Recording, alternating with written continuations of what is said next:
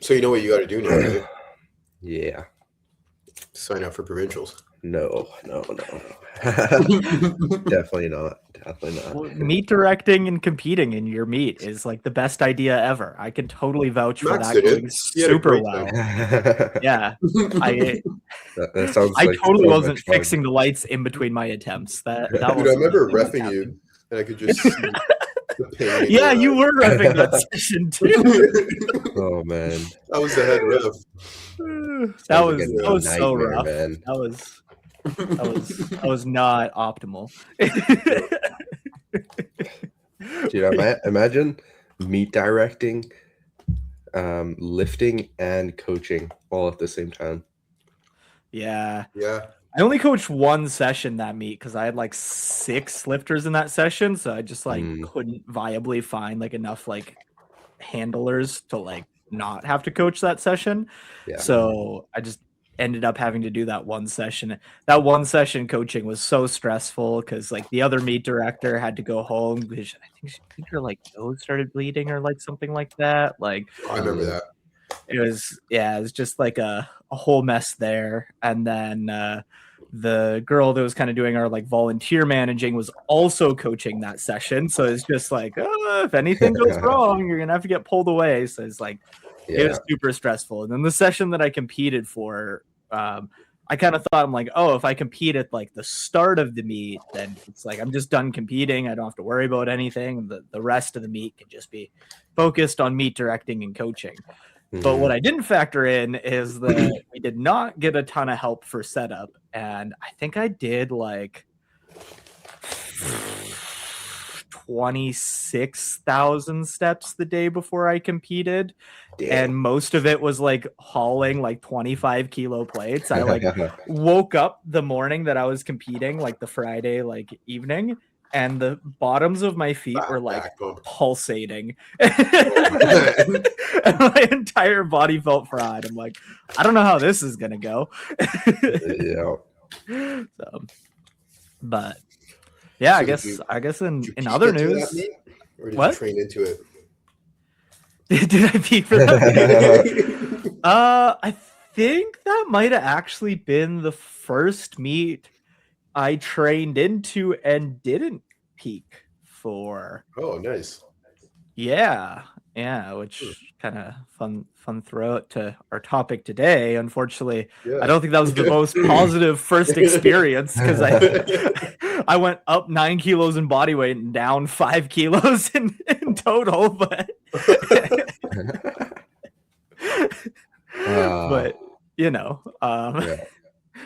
so yeah, in retrospect, meet directing and competing was a great idea, and CJ should totally do it. CJ should definitely not do it. I think he should. Just for the experience. Yeah, what could go wrong? You should also cut. Yeah. Yeah, like down 2 weight classes. Like, what do you usually compete as? An 83? 83, 93. 83, 93? Yeah. I think you should go 59. Yeah. Totally doable. Yeah. We got 12 weeks. That's like 1.5 kilos per week. Exactly. That's nothing can go wrong. Yeah. That won't hurt your strength at all. You'll probably PR everything. You'll hit the highest 59 kilo total to ever be totaled. Yep. And that's how your legacy starts with with the big cut. Yeah. I'm gonna spend like 3 days straight in the sauna, and we'll be good. You gotta handle yourself too. Yeah. You also don't get a handler because that's for rookies. You don't need that stuff. Yeah. Why After our last podcast, the takeaway was that you don't need a handler, and handlers are dumb, and you should never have one. Right? That's what the takeaway of the last podcast. Yeah, I think that was the big one, especially like internationally. Yeah. We spent 2 hours coming to that conclusion for handling, right? Exactly. Yeah. Oh, okay. In other news, it looks like I will be doing provs. Ooh, let's do it. So interesting. Yesterday we got news about immigration. So big news on the personal life front there of our case case. I don't know if you'd call an immigration thing a case. Our immigration paperwork was accepted. And my thought is once the immigration paperwork was accepted, it would just be like immediately they send you like a link to book in the medical and the interview. I guess they have to send the paperwork now from one office to another office. And then that office needs to send the information for booking the medical and the interview. So it's good because we do know now that like this part has been accepted, that within the next 3 to 4 months, I will be able to go live with my fiance and like actually like start my life in the US, which is good. But it definitely is not as fast of a process from the step we were on to like me actually being there as I thought. So as it stands, it looks like if I register for Provs, like best case scenario, I only end up like losing like 2 weeks where I could have been in the US that I'm not. So with that said, it's like, fuck it. I might as well do Provs. So probably in the next couple days here, I'll be hitting up the. So we got to get that SkyPad. yeah. How do we arrange that? I was gonna say when people are listening to this podcast, it might be after Provs because we're recorded so far ahead. But if you guys see a SkyPad at Provs, you know why. But yeah, so exciting. This will be my last meet as a Canadian powerlifter, and then it's off to Powerlifting America for me next year. We'll still love you though. Yeah. No, you won't. Don't lie. That's the Canadian way. They say Canadians aren't nice at all. As soon as you leave the country, you're cut off and dead to everyone in the country. That's exactly. Yeah, we say this to your face, but when it's me and CJ, different. Yeah, just in the group chat, you're just like, CJ, I think we need to talk about replacing Max. I'm like, guys, I'm still in the group chat. Oh shit, he can hear us. Oh man. Well, what's our? I feel like that covers the cold open. I think we cold open. Yeah, so what's our topic for the day, so CJ? Today we're gonna be talking about peaking into the meet versus training into the meet, tapers versus training in. Yeah, I think this is a pretty cool topic, and honestly, it was kind of brought into my head just looking back at how powerlifting has grown. I feel like when I first started, everyone ever was like peaking and tapering into meets. And then we kind of saw this shift towards training into the meet, which is pretty cool. But yeah, I kind of do see like a almost shift back now to some tapering strategies that have been a little bit different than when I first started, and I think it's a little bit more technical and more calculated, which I'm liking, based off of the strategies that I've seen personally. But yeah, what are your guys' opinions on, whether you should taper or train into the meet? Who wants to go first? Yeah, I would like to answer your question with a question. Can you confirm or deny that the best peaking strategy is that if prep is going really, really awful, you should take all of your maxes about 2 to 4 days out from the competition? I think that is a terrible idea. Yeah. Actually though, I think for a very, very, very few people, that actually might work. And you must be like an insane outlier. But for some people, I kind of look at it as like some people actually need a stupid amount of fatigue and stimulus to actually feel good, right? And so maybe maxing out is actually how you're going to perform the best, right? But we would never know that until we test it, right?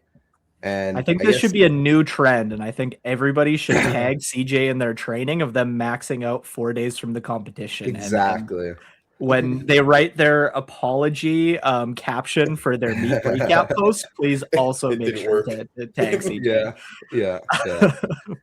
Sorry, man. Yeah. As far as like peaking and tapering goes, I'll pass things back over to Arshia here. I feel like my thoughts have kind of shifted into probably like a more extreme direction over the last few months. Like I think when the three of us first talked in our first kind of like conversation before we actually started recording the podcast, I feel like I was still even like a little bit more on the side of like peeking into the competition still being like a fairly viable strategy. And I feel like in the past 6 months, I've probably even got more in the direction of feeling like the training into a competition is probably a better strategy. So unfortunately, that's probably going to create a pretty heavy bias on this podcast because I feel like we're all going to lean pretty heavily in that direction. And at a certain point in time in my career, I might have been a little bit better of, I guess, like a counterpoint to some things. But I tend to lean pretty heavily towards training into the meet is probably a better idea. And, you know, as much as we were kind of joking around about the like heavy like stimulus, the like really hard, like a lot of fatigue going into the meet being what some people need, I even feel like that can probably be worked a little bit better into a training into the meet strategy of just like really hammering what needs to be done going into like the week of the meet going into it, opposed to some type of strategy where 1 week out, 2 weeks out, 3 weeks out, you attempt to take something like really heavy, really hard, and then you try to like really pull back fatigue and really, really like taper to feel good into the meet. And I feel like if somebody needs a lot of that fatigue, that taper is probably going to hurt them more than training into the meet. And then even if it's somebody does do better with a little bit of a taper, I still feel like it's something where you're better off training into the meet and just pulling back accessory and maybe like back down volume a little bit going into the meet so that you can keep kind of the same predictability of your like normal strategy, opposed to this like massive change of like this like really different taper that looks completely off from what training has looked like prior to the week of the competition. So anyways, I'll get off my high horse here and let Arshia talk. Yeah. So I think we should first like just talk about what is peaking for those who don't know, and like what is tapering or training into a meet. So a peak and a taper would be a accumulation of time where you a certain amount of time where you accumulate fatigue, and then you hope that the taper is going to take you into super compensation after you train below your baseline of readiness, and you hope that that taper takes you above, and that you can time that at the day of the competition in order to be super compensated and to be able to perform at a higher baseline. And then if we're training into the meet, we're kind of progressively overloading and lining up that day with the day of the meet. Some people do it a little bit differently, but for simplicity's sake, that's what it is. I think the idea of competing and is to, in a perfect world, we compete where we maintain readiness. So we're able to lift heavy weights, we're adapted to lifting heavy, and we dropped fatigue. So if we're able to maintain readiness and drop fatigue, then this is best case scenario. But with the peak and the taper, it's a little bit hard to gauge when that's going to happen. It's a little bit more predictable with training into the meet, which is better.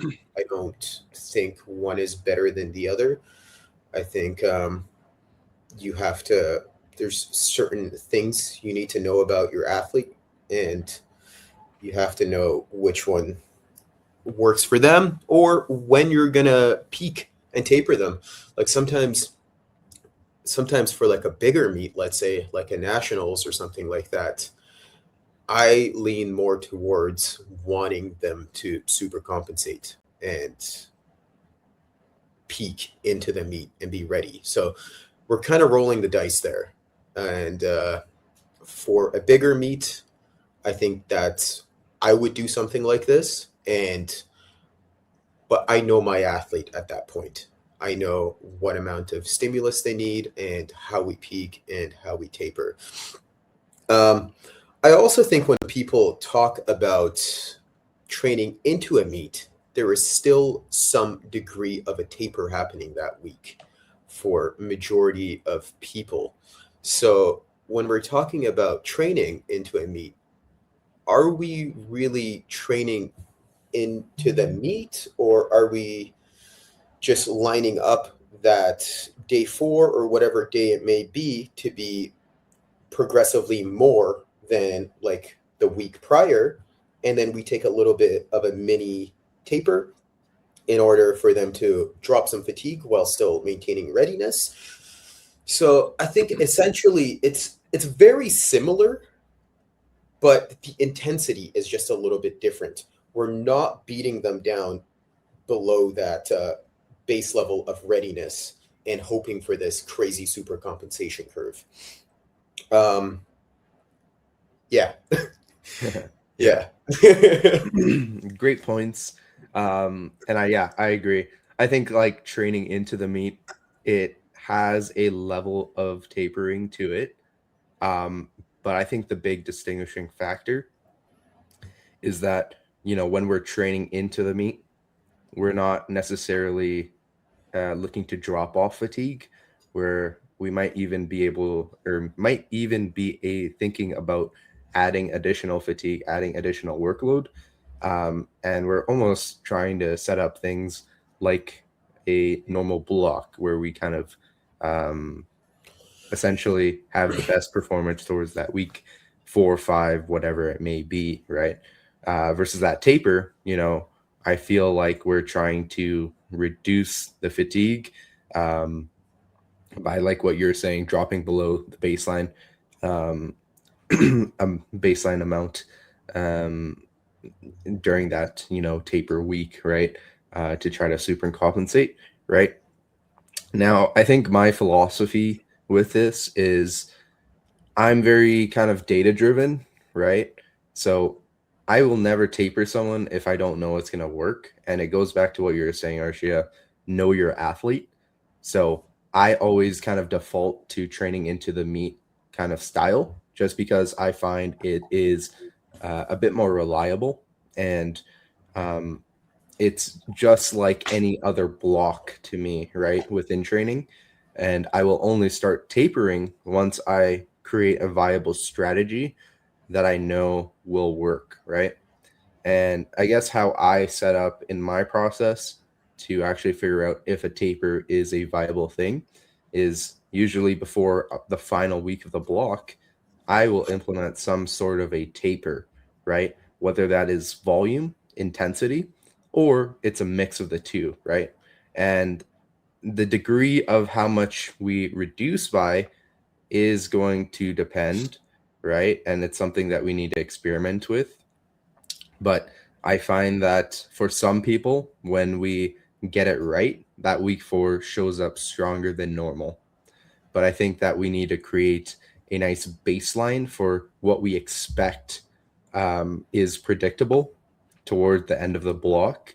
And so that takes time, right? Multiple blocks, getting predictability to be something that is high. And then once we establish that, we can then think about strategizing taper methods, right? And then from there, once we establish a good system for tapering, then I think that's when we need to implement it. And it is also something that depends on each lift, right? And I think that for most people, they usually benefit from some sort of a deadlift taper just because it's relatively pretty fatiguing versus bench. Most people are can recover pretty nicely from it. So trying to taper that might not be a great idea. But yeah. So another thing I want to touch on is how different should a peak be versus how things should training be? How different should training be from a peak. Max? Yeah.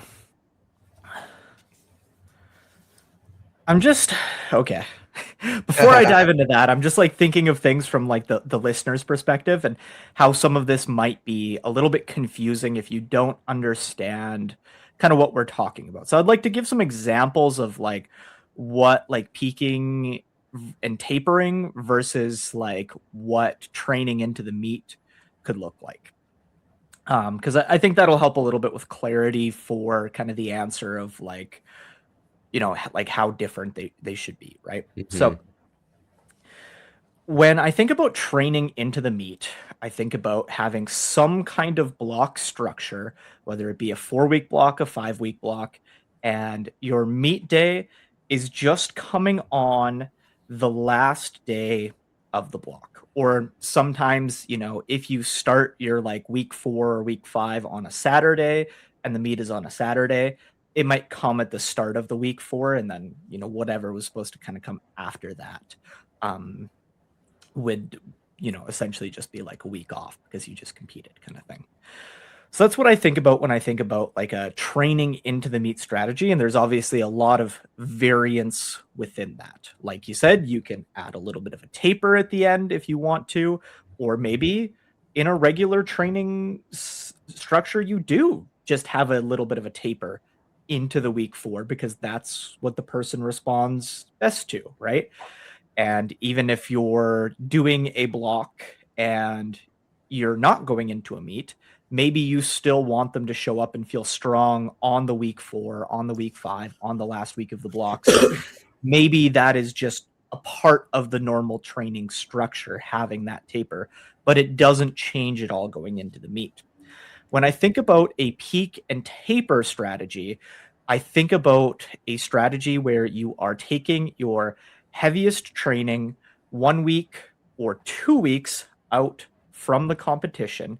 This would usually be some type of like RPE 9, 9.5, some kind of like max out session 1 week or 2 weeks out from the competition. And then you are doing like a massive taper to recover from the fatigue of that really, really heavy session, with the goal of, like Arshia had mentioned, super compensating going into the meet and being able to beat that performance in training a couple weeks out. Now, I think where I've kind of changed my mind on a lot of things in the last couple months is I think I've gone further away over my like history with this like peaking and tapering type strategy. And this probably comes a lot due to personal bias of like just how I personally respond to training. Of, you know, when I first got into powerlifting, I would have this like block structure where we would take our maxes 1 week out from the competition. We would do this massive, massive taper, and then we would show up and try to beat it in competition. That never really seemed to go super well for me. Sometimes it'd go all right, most times not so much. And then as time progressed, I worked away from that and I worked more towards taking those heaviest lifts 2 weeks out from competition and then doing like a little bit of a miniature taper from like 2 weeks out and then 1 week out, a bigger taper. And that seemed to go better for me because that heaviest session got a little further away from the competition. But it still didn't seem to be super consistent for me. And then more recently, I've done kind of like a kind of heaviest session 1 block out. So essentially I would do 2 identical peaking blocks. So I would do, you know, a 3 block structure. So block 1 would be kind of like more capped top sets and more back down volume. And then block 2 would be less back down volume. And I would essentially work up to some kind of max. And then I would try repeating block 2 for block 3. And block 3 would just end on competition. Now, there's other kind of factors worked into this as far as like, you know, the cut and stuff like that kind of going into things that could have been contributing a little bit as well. However, I found that that strategy didn't go as well for me as I had hoped. And I think kind of what I'm finding is just like that, like really hard, fatiguing, like max out type session, at least for myself. Others may be able to like tolerate this better. I don't do well with it. Even like one block out, like 4 weeks doesn't seem like enough time to actually be able to turn around and perform another max again in 4 weeks. So that's kind of, again, this has kind of created a little bit of a bias because this is how my training has gone. And I do have athletes that I do think can get away with that better. But I think I've kind of biased more towards like your max out session should come at the end of a macro cycle. Now, how long somebody's macro cycle should be, you can really depend. Maybe it's 2 blocks, maybe it's 3 blocks, maybe they can run like 1 block macro cycles and just turn around and max out at the end of every macro cycle. But for me, I've kind of been leaning more in towards this idea of like, if somebody needs 3 blocks of essentially like accumulation of momentum in order to really work up towards that quote unquote peak or that like heaviest session, then their heaviest training might actually come 3 months out from the competition or 2 months out from the competition, depending on the athlete. So when I think about the training into the meet kind of structure, I think I've kind of like even leaned a little bit further in the direction of like, I feel like I want more time away from like heaviest exposures, because I find that those really, really heavy exposures, those high intensity sessions, depending on how somebody manages fatigue, but I tend to find that the fatigue that comes from those tends to stop momentum. And however much time somebody needs to accumulate momentum, whether it be 1 month, 2 months, or 3 months, is how much time I want between their last heavy exposure and the meet. So kind of a long-winded answer, but I guess for me, I guess the bias has kind of gone away from like when I think about those like really heavy like peak and taper structures, I just find that more and more I don't have a lot of athletes that I find can handle that like heavy exposure 1 week or 2 weeks out from a competition. And no matter how the taper is, be able to reestablish momentum for that meet to go well. So I've kind of leaned more towards like my athletes kind of don't peak in a way. Like they just try to accumulate as much momentum into the meet as possible so that it goes as well as possible. And what somebody needs to, accumulate momentum will depend on, how well they handle fatigue. Like somebody can maybe handle like 3 RP9 bench singles the week before a competition and still maintain momentum because it isn't as fatiguing. Whereas another athlete might find that like they can only handle like 1 single at RP 7.5 1 week out from the competition because they on bench press, because they have a longer range of motion. They just find it that much more fatiguing.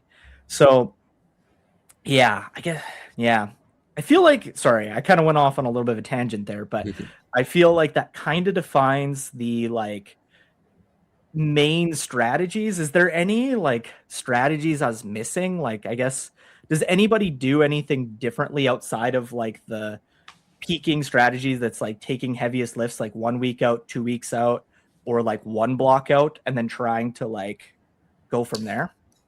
Yeah, I actually do something like this with some of my athletes. So when we think about the traditional peak and taper in order to get someone to super compensate, I don't think we need to follow that that strategy down to a T. Like we don't really need to beat someone down below that baseline in order to get them to peak. This is what I found. I think with some of my athletes, I've tried this, and we don't go that heavy during our peak. And then if we take just a traditional taper, which is not going super light the week of. We're still training heavy-ish, maybe a little bit under opener, maybe opener. It depends. We can still get meet day to be very predictable because they're not super beat down. The peak didn't really beat them up that bad, and some people need this. I have some athletes that bench 500 pounds, close to 500 pounds, that have to go heavy. They need to take that RPE 10 bench in order to get it to show up on meet day. And some athletes, we train very heavy going into the meet, and we even train up to a third going into a meet. And maybe on meet day, their third ends up being something that they did at the gym or a little bit more, but it's very predictable this way. And some athletes can't handle this. So I think this is something you need to try out and see how the athlete responds. And you can kind of get a gauge for this after you do some, like at the end of your, your 4-week cycle, you can kind of see how they're responding on that week 2. See if that week 2 shows up strong, because usually on week 1 it's a little bit of a deload, and then you can see like if they feel really good on that week 2, then they probably respond well to a taper. But some people need that accumulated fatigue to feel their muscles, to feel good. And I think just looking at training, a lot of athletes hit some of their best lifts on that week 4 or 5. So, or 6, however many weeks you're doing it. But so then the question is, why should we even taper if they're showing up strong on the final week of that block? But I don't think that we need to follow the peaking methods traditionally down to a T of really beating someone down below that base level of recovery and readiness in order to get them to super compensate. We can even just like go right below that, or just play around with it and not hit like not even a 9 and still take a little bit of a taper. And I mean, a very little taper, and it's that week of the meet, and it could be still very predictable. Or you train into the meet. So there's different ways of going about that peak, I think. And it doesn't always need to be super heavy and to try to get them to super compensate. Yeah. Sounds like we're all kind of in agreement that it's like what you're doing with a person to get them to show up strong is what you're doing into competition. And for different people, that might look different. For some people, they might need a little bit of a taper to recover from fatigue and to feel strong. And other people actually need that like really high stimulus. And There's an earthquake. Cat almost took out a recording here. Some people need like that like really high stimulus and that really high fatigue in order to like show up strong. Now, I think, and correct me if I'm wrong here, but I think we also all kind of agree on like what that person needs to do in order to show up strong. Is what you're just doing on like a block to block basis. You're not necessarily like changing things drastically going into the competition. At least when I think of like my own training, it's like if somebody responds really well to having like a taper going into the week 4 in order to show up strong, they're always going to have that like same taper to keep it predictable.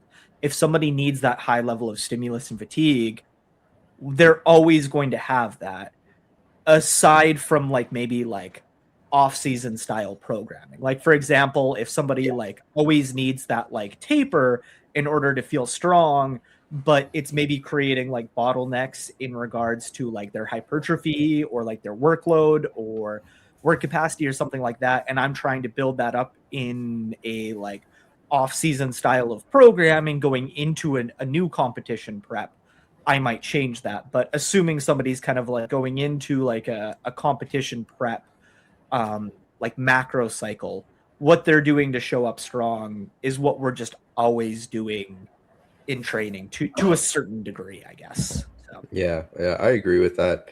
I think that, obviously there can be differences in your blocks, right? And I think there should be, right?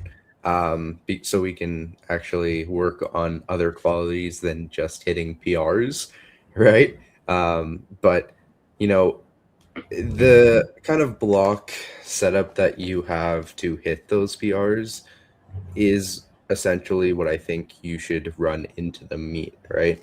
And whether that's training into the week 4, week 5, whatever, or it's, some degree of a taper that gets us to show up the strongest. I think that's usually what we find is the best method to go into competition, right? And I think it just kind of goes back to finding a almost golden microcycle approach, right? And yeah, obviously, I think we touched on this in previous podcasts, but we shouldn't always be aiming to be in a golden microcycle kind of approach throughout training, right? So I think there's differences there. But in terms of peaking versus training, I think that your peak should look quite like your golden microcycle, right? And I do see a lot of newer coaches kind of make the same mistake I've made when I first started out, where I got into this idea of lower reps is gonna be what pushes me to be strong or whatever, right? But for some people they need the higher volume stuff, right? And it's always lift dependent, and so it's always going to go back to knowing your athlete, understanding what the data is telling you from their training, and that way we can make the most predictable choice and action to make sure they show up on meet day feeling ready, feeling strong, and at the highest performance, right?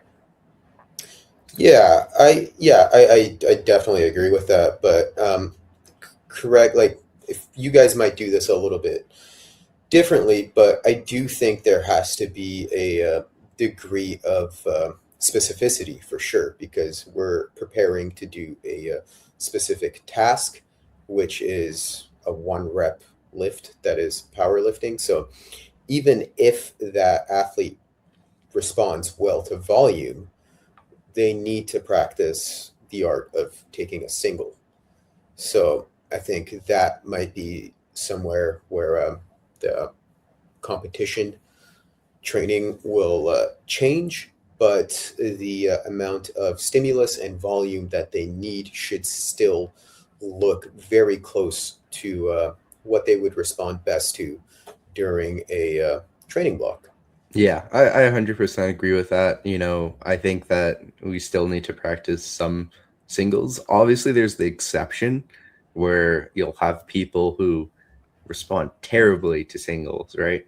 I have 2 people who cannot do singles for their life, right? So the peaking strategy that I've come up with to adjust them with that is I will do a variable top set approach with their blocks in order to hit a single at the end of the block. So their top set will be at the start of the block volume, right?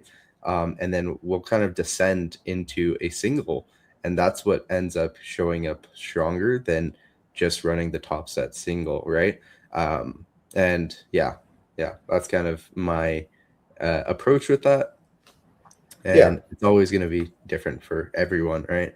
But generally speaking, I think most people will be running the single top sets, right?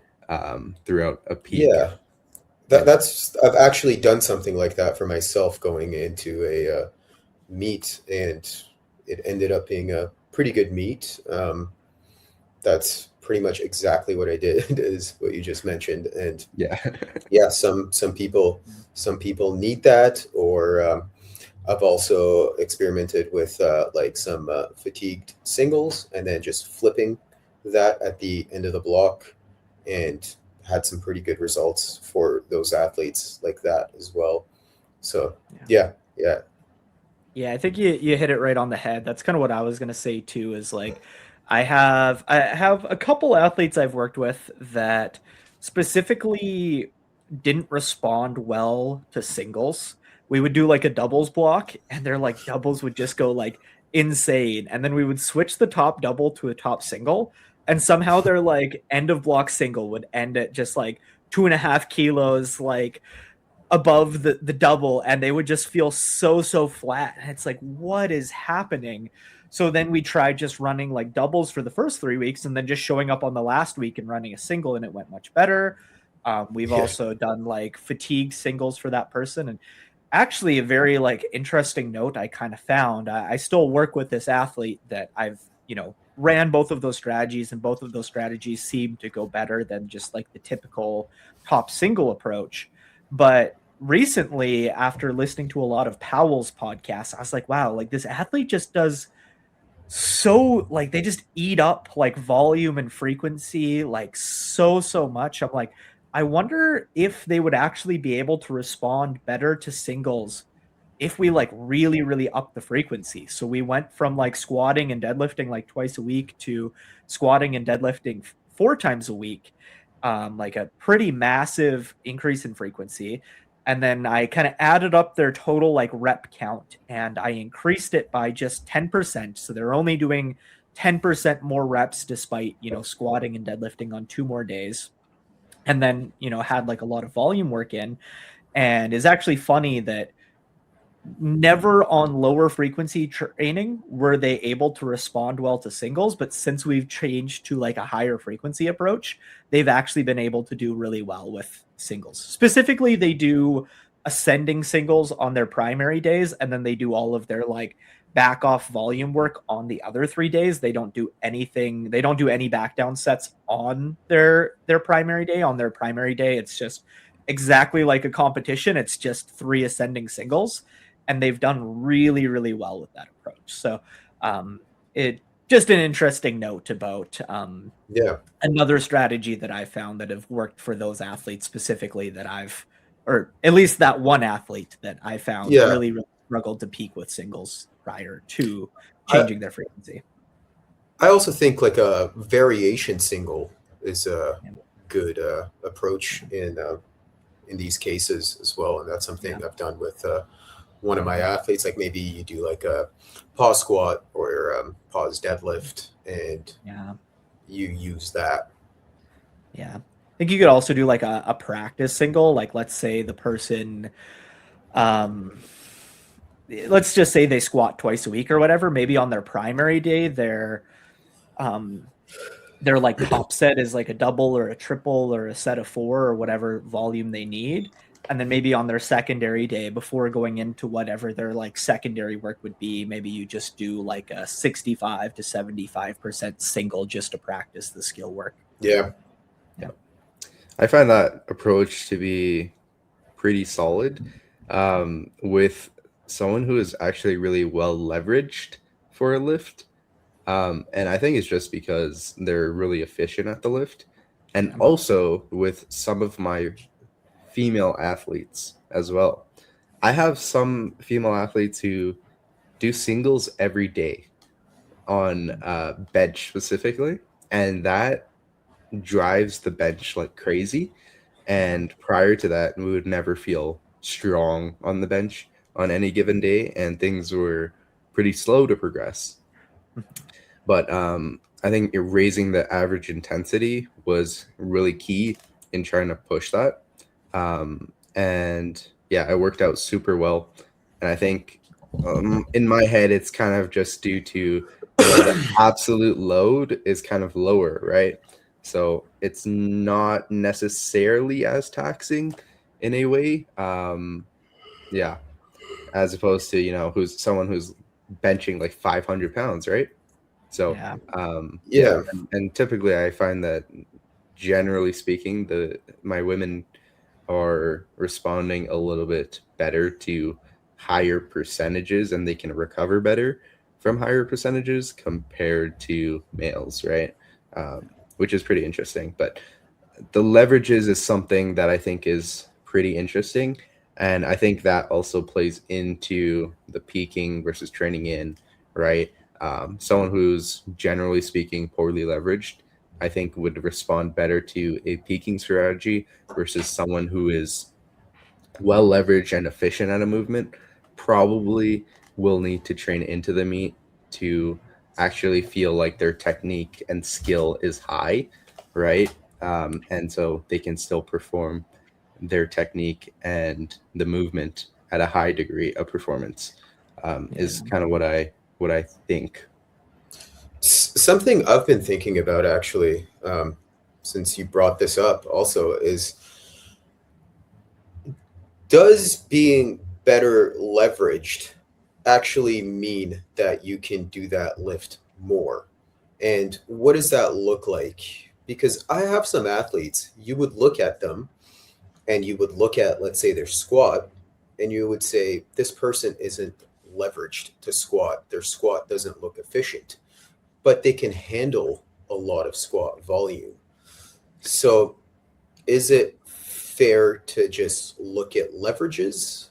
Or what I've been doing is I'm seeing how they recover and how fatigue builds up and things like that. So this is just something I've been thinking about in my own head, and I would love to hear what you guys think about this. Yeah, I think that's a really good point.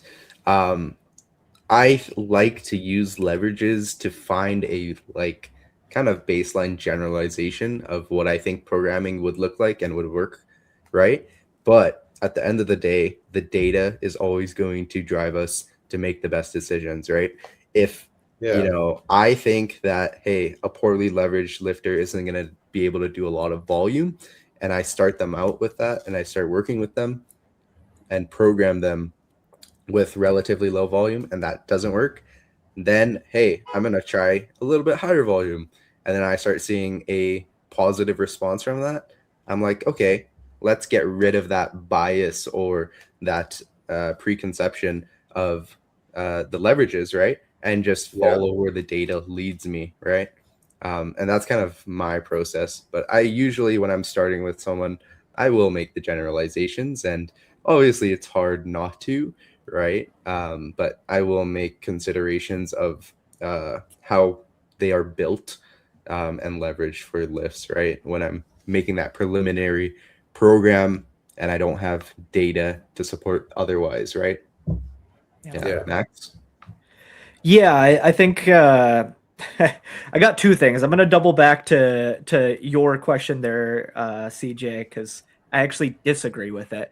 But to talk about the leverages thing, I think the leverages make a really good starting point before you don't have data, but the data kind of overwhelms any biases you might have. So you start with an athlete, they're 120 kilos plus and super, super tall, and they have to squat an entire country mile.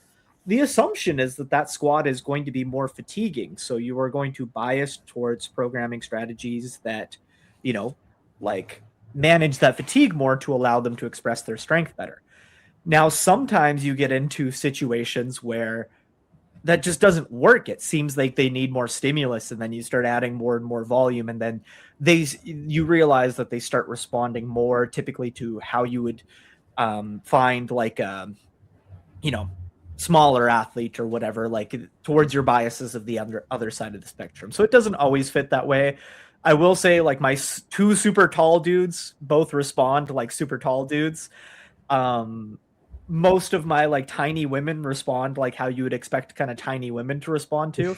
I find where I get like a lot of kind of the like mixed bag is kind of in that like middleweight men category.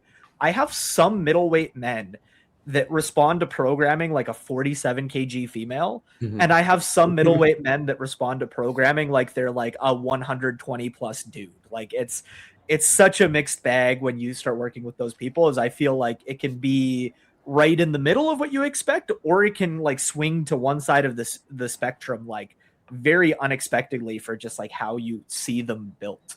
So just kind of an interesting kind of note there. But going back to your point, CJ, about, if you would expect a, poorer leveraged or a more fatigue sensitive athlete to respond better to like the massive peaking and tapering strategy. In my experience as an athlete that I would say is very poorly leveraged and responds like somebody very poorly leveraged, like sometimes I feel like I respond like a 120 plus dude. I I handle fatigue so poorly sometimes. I found that it's almost like the opposite, where it's like the taper is needed for sure, but handling that like really, again, I think definitions are really important here. When I'm thinking about peaking, I'm like the peaking and tapering strategy. I'm thinking about you take a very heavy single 1 week or 2 weeks out from the competition, followed by a massive taper for super compensation. And from what I found as somebody that's like super poorly leveraged, when I take that like really, really heavy single or set or whatever stimulus I'm trying to take in order to create that super compensation effect from that like really massive taper, there's never enough taper. It just always just like absolutely destroys me trying to take that. And it's almost like the opposite side of the spectrum, where it's like I literally need to take my heaviest single like 3 months out from the competition to try to give me a gauge of where I'm going to be at for the competition, because 3 months is how much time I need to like re-pick up momentum, and that like 1 or 2 week taper isn't enough. But I think I do see where you're coming from, and this is where I think a lot of my kind of bias goes in towards of like just completely throwing out like the traditional like peaking and tapering strategies and biasing more towards training into the competition of like, as somebody that's very fatigue sensitive, I might take like a RP 7.5 single 1 week out from the competition and need a small taper in order to be able to show up strong on competition day.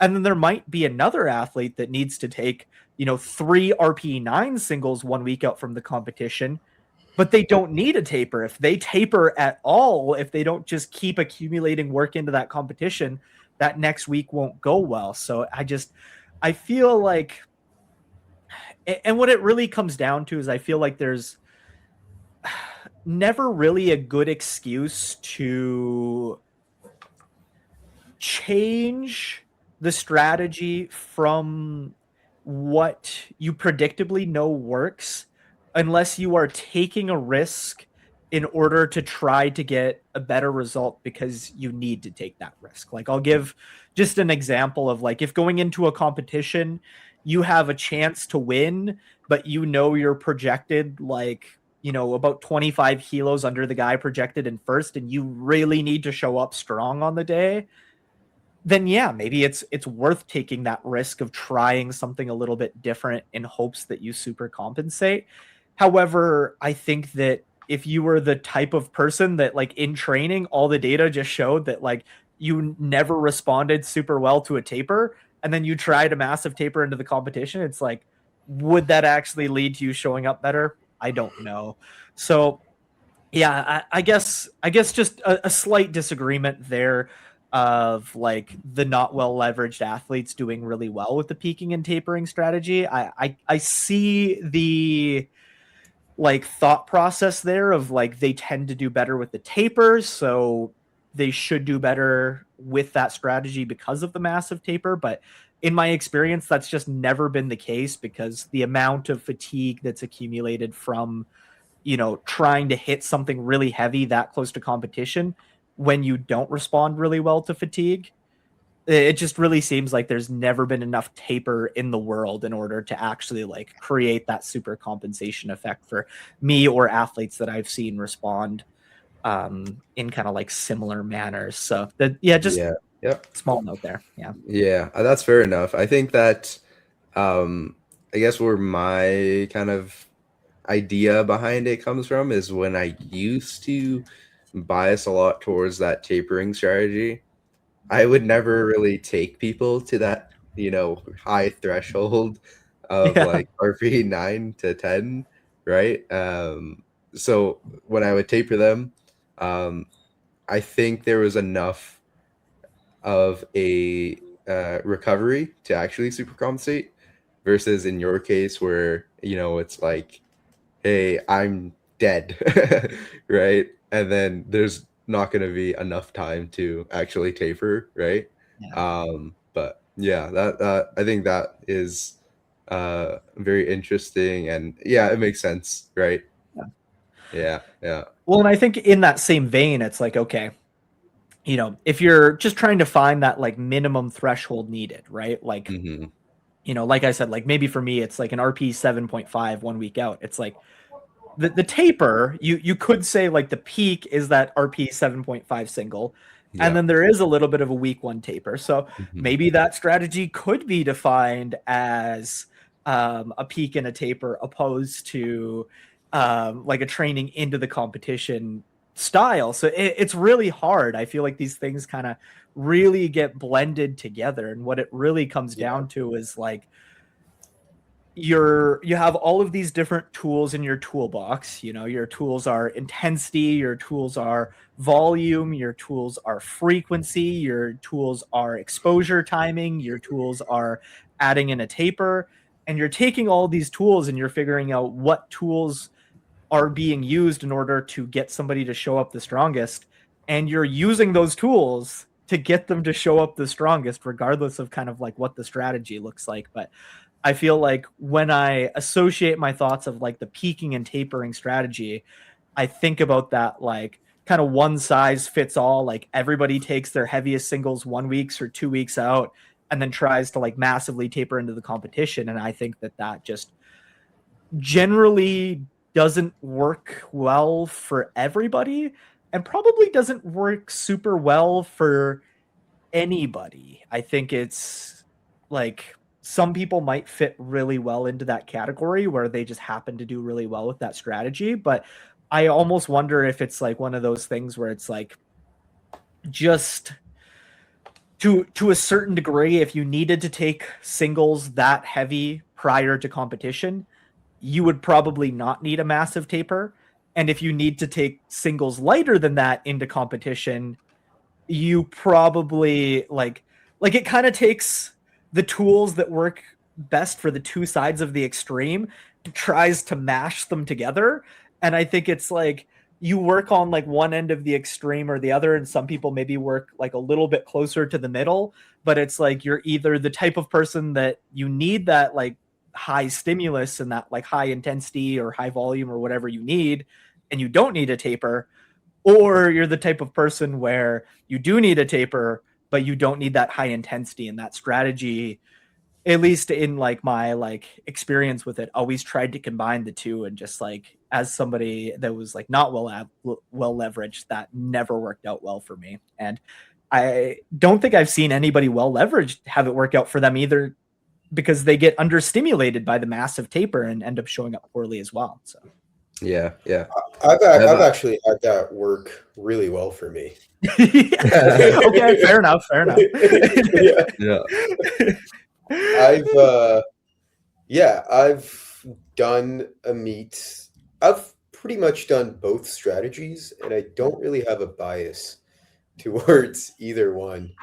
I've done meets. This was throughout different times of my career, of course, and body weight and things like that. But where I had this strategy of training really heavy and then taking a massive taper, and it worked great, was when I was a super heavyweight. So Yeah. that would be more of a traditional sense of someone where that would work well for, like we talked about. But yeah, like I trained really heavy, and pretty much 10 days out, I didn't lift heavy at all. Like, I didn't get into equipment or anything like that. And the day of, I felt great. I felt all fatigue drop off, and the weights were flying, and this strategy worked great for me. But I've also done like that pseudo peak that we talked about of the top sets kind of ramping down, and that worked good. That was when I was lighter, and yeah, I think there's just so many ways you can go about it, but I think the main thing here is that you need to kind of test these things out before you really go into a competition with one, and you need to have the data prove that this is going to work. Yeah, I 100% agree with that. You, Yeah, sorry, go ahead. at Provs last year, oh man. Oh man. That was good to watch. Yeah, that was good to build my character, I think, you know. I think so and too. It is good experience, right? Yeah. But yeah, my coach at the time, you know, we tapered it, and yeah, just like absolutely died on Mite. Yeah, like probably lost about 50 kilos on my total, right? And yeah, just absolutely dead. You also did cut a lot of weight, though. I actually, yeah, I did cut a lot of weight, but Yeah. That doesn't I affect you at felt all. so good. I actually felt so good. Don't let anybody ever tell you the 6 kilo death cut will hurt your total. Yeah, It's propaganda spread by the non-cutters. But I actually recomped really well. I used you know, my secret sauce, liquid glycerol. It used to be actually WADA banned, but it's not anymore. But that thing, oh my god, I felt amazing. And then I started lifting, dead. Yeah. But yeah, I felt like really hydrated. I don't think the cut actually affected me too much. I think it was actually more just the training itself was pretty bad. Yeah, the only thing that actually went well was deadlift, and that was because deadlift actually stayed the same. And yeah, bench and squat during the peak, we tried something completely new, which, you know, I wasn't a fan of. Compared to when I was strongest during training, we ended up slashing the bench volume and increasing the intensity on bench. And we did the same thing for squat, right? Where we slash the volume and increase the intensity. But deadlifts, they remained the exact same. And as a result, meet day, same thing showed up, right? Squats died, bench died, deadlift was good, right? But yeah. As Arshia was talking there, I did kind of realize a bias. It's funny because it was before you even said equipment. I was like, oh, Arshia's an equipped lifter. I'm not sure if you've tried the strategy with like equipped and raw, but it did make me realize that like a lot of what I've been speaking it from has come from like the bias of like I've only ever competed raw. And I could also see how the like peaking and tapering strategy could be much more effective for equipped lifting specifically, because when you don't reach those higher intensities, you don't actually have enough load on the bar to like hit depth on squats or touch your chest on bench press.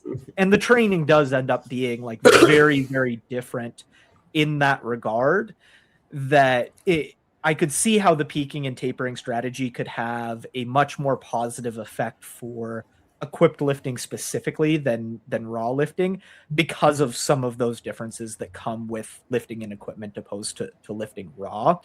And I think another kind of topic to dive into that'd be kind of interesting would also be like the psychological benefits of peaking and tapering, because when I was more heavily involved in that strategy, both for myself and for my athletes, I do think there was some psychological benefits there that could lead to like, you know, some biases towards like if you have some of those like psychological kind of biasing towards like wanting to do the peaking and tapering strategy, how it could maybe work a little bit better for some of those people. But I did just want to pay a little bit of acknowledgement to specifically the fact that equipped lifting does exist, and Yeah. there It's still are alive some and well. differences. It's thriving. It hasn't died yet. It does still exist,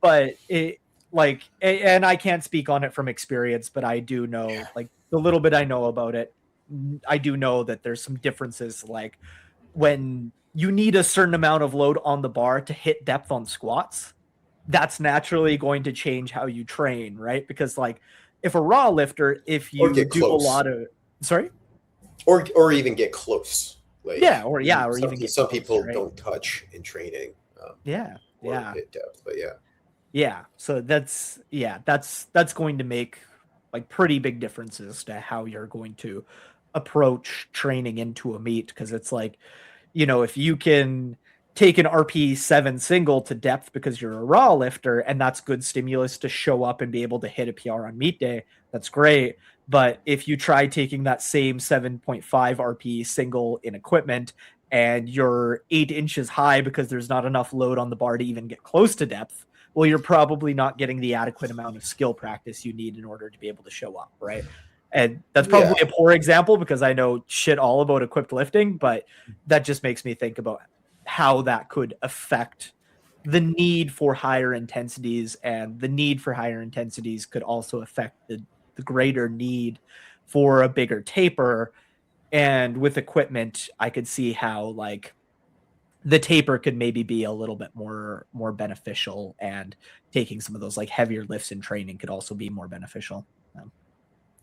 Yeah, and like, because you mentioned RPE, and for equipped, RPE almost doesn't even exist. What I use is, like, measurements of competition standards. Yeah. So, like, halfway down, or like a one board, or close to a touch, and things like that. And that pretty much replaces RPE. Yeah. I guess a better measure would probably be percentages, right? Like, if just to measure load on the bar, if, like, a raw lifter could get away with taking 85% 1 week out from competition because that's the needed stimulus that allows them to show up, whereas an equipped lifter, in training might need to be able to work up to 95 or above percentages, because that's what they need to do to go down that route of, like, kind of what you were saying of, like, percentage of competition standard, right? So, well, like, even that, it's like, maybe, because, like, what if we take 95% and you weren't close to a touch? In that case, I say it should be like 10 kilos more you would get a touch. So we're just hovering, or we have to touch this session. And if it ends up being whatever weight, it ends up being, like, you need to touch this session. Take the lightest amount of load you need to touch, and that's what we have to do this session. But I've tried the method of that aggressive taper for raw and equipped for myself, and I've had them both work and not work for various reasons. One of them was a big cut involved where it didn't work, so it's not fair to say what was that made it go wrong. I can't really lean on one side or the other, but for me personally, I do need that time and taper going into a meet for my body to feel good and to drop off fatigue. Sweet. Yep.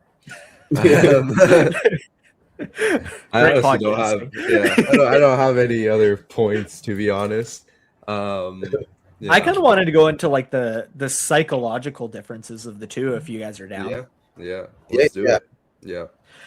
So when I did, what I'll say is, like, probably prior to 2-3 years ago, I exclusively ran the, like, peak and taper strategy with athletes of they would take their like heaviest singles 2 weeks out to kind of varying degrees, and then there would be some kind of like taper into the competition, and how much stimulus came in those 2 weeks going into the competition was a little bit person to person dependent. So there was still some flexibility there of like somebody that needs more of a taper might take a 75% double 1 week out after taking their max 2 weeks out, and somebody that needs more stimulus might take an 82.5% double 1 week out after taking their maxes 2 weeks out. So there's a little bit of flexibility there.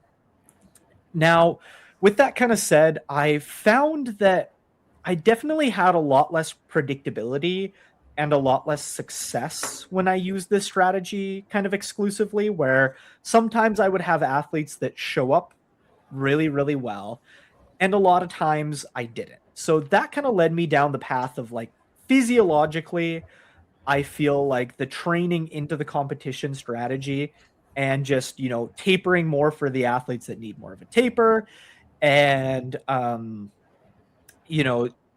tapering less for the athletes that need less of a taper, and, taking heavier singles closer to the competition for the athletes that need heavier singles, taking lighter singles for the athletes that need lighter singles. Physiologically, I just found that was the superior strategy to always taking maxes 2 weeks out. Now, what I have found, though, is one disadvantage of this switch for some athletes has been the psychology component of there is the confidence that comes with I just hit my maxes 2 weeks out, and I'm either just trying to match those or slightly chip those on competition day. I'm confident in my ability to do this because I just did it, that we don't necessarily get with the with the training into the competition approach. So I guess with that said, like, how do you guys kind of like balance some of the psychology? Have you guys found similar things with the psychology between the two approaches? And what has kind of come into that for you guys?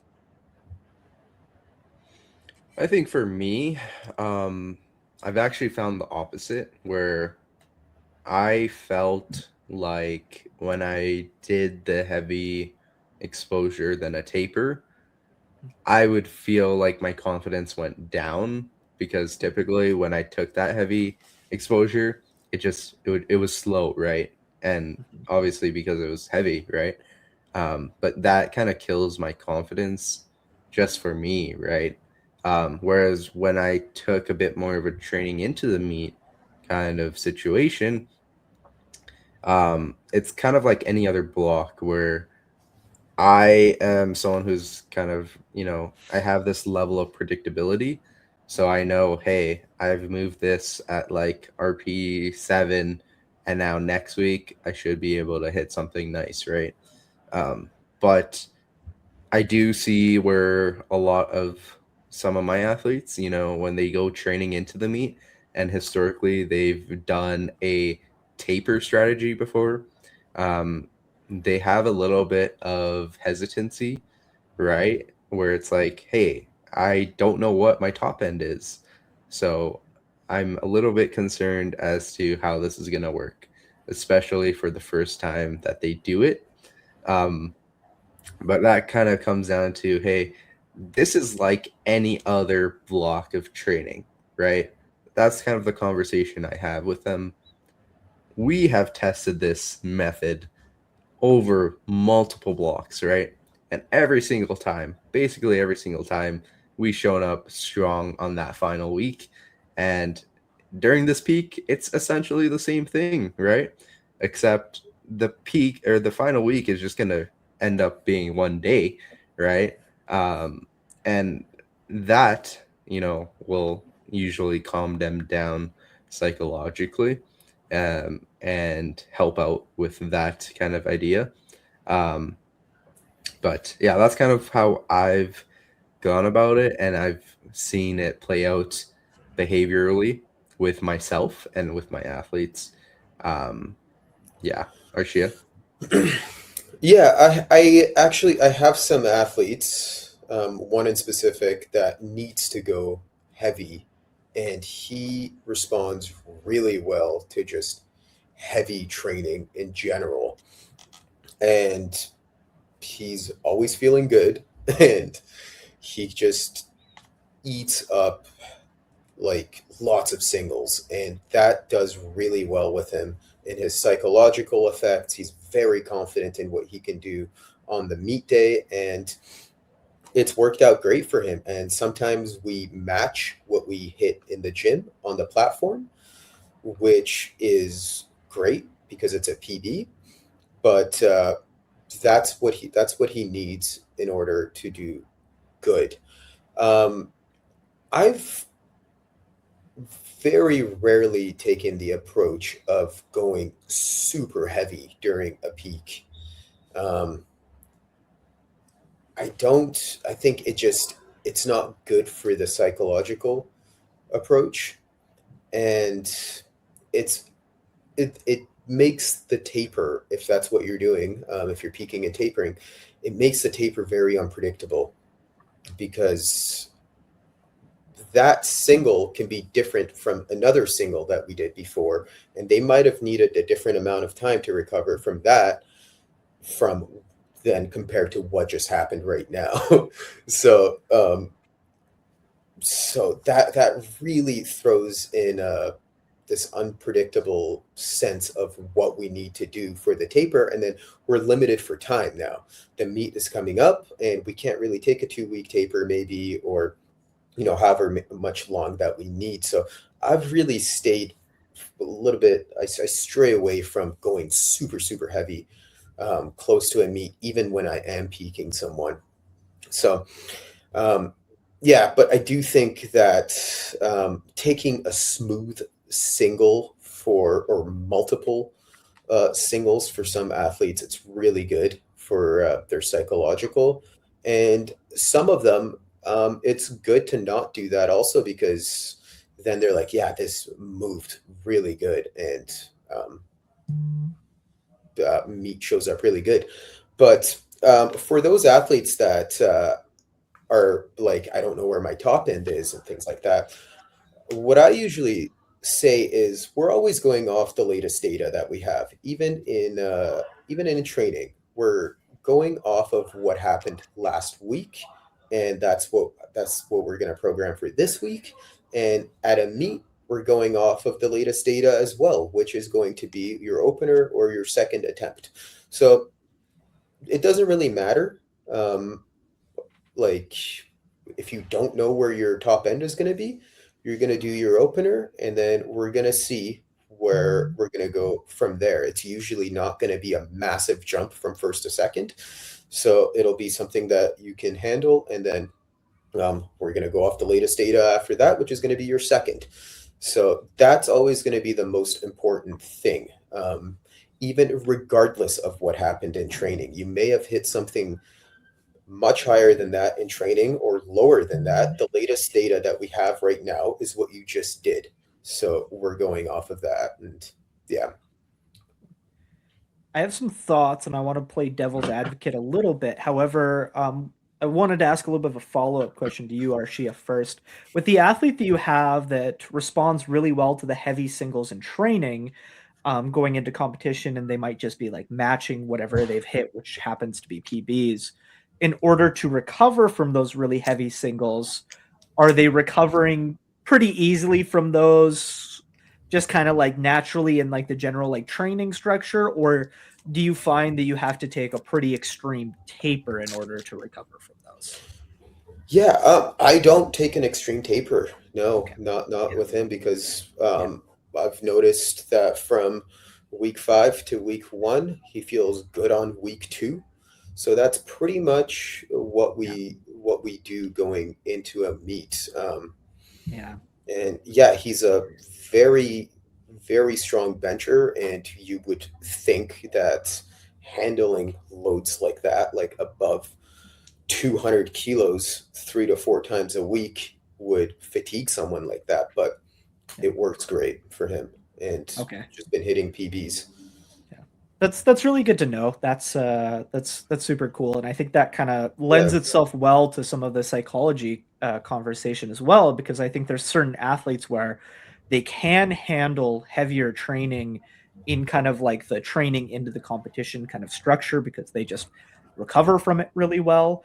And Yeah. because of that, the psychology component isn't really that much of a factor, right? Like if you have a lifter that is able to hit 100 kilos for 3 singles in training and recover from that really, really well, and on meet day they're just showing up and they're taking 102.5 kilos on bench press, then they feel pretty confident Yeah. going into that. They've hit very near that. Whereas if you have another lifter where if you were to do that, they wouldn't be able to recover from it. And what they need to do in order to physiologically respond is take a single at 95 kilos in that same kind of spot where the other lifter would have taken 3 singles at 100 kilos. Then Yes. that lifter is going to have a much larger kind of psychological hurdle to being able to load 102 kilos on the bar on meet day.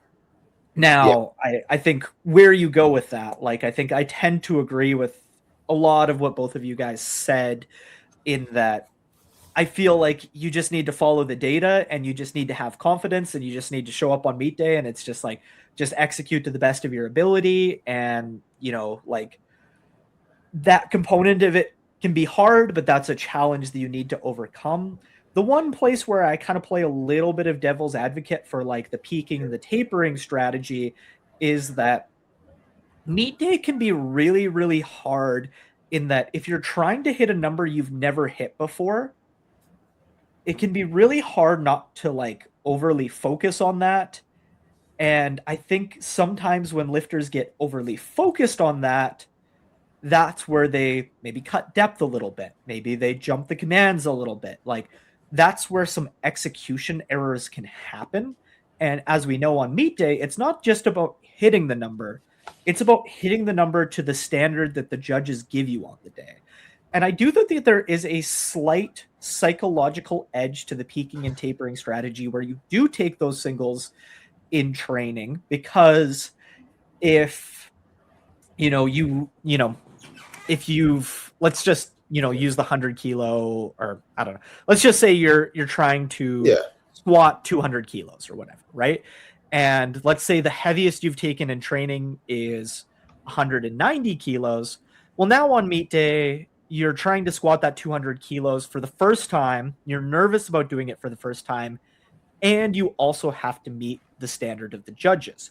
Whereas if you've taken that 200 kilos in training and maybe it wasn't quite to standard, but you have the confidence, if you've had that weight on your back before, you've squatted it, you're strong enough to do it. Now on meet day, you don't have to worry about if you're strong enough to do it. You just have to worry about doing it to the standard to the judges are presenting you on the day. I do think that there is a psychological benefit to that. I would still lean towards like the psychological benefit probably isn't worth it for most athletes. And I think some athletes do just respond really well to training that lends itself well to just like, they get that psychological benefit from what they physiologically respond to. Yeah. Other athletes don't. And I think it kind of becomes this balancing act of like, what becomes more important, overcoming the psychological barrier or overcoming the physiological barrier. And I think that really just comes down to the art of coaching, of just figuring out what the bigger bottleneck is for that athlete in front of you, and then choosing a strategy that lends itself well to that. And I think even in that case, I would probably still take the heavy singles 4 weeks out, not like 2 weeks out or 1 week out, like a traditional kind of like peaking strategy.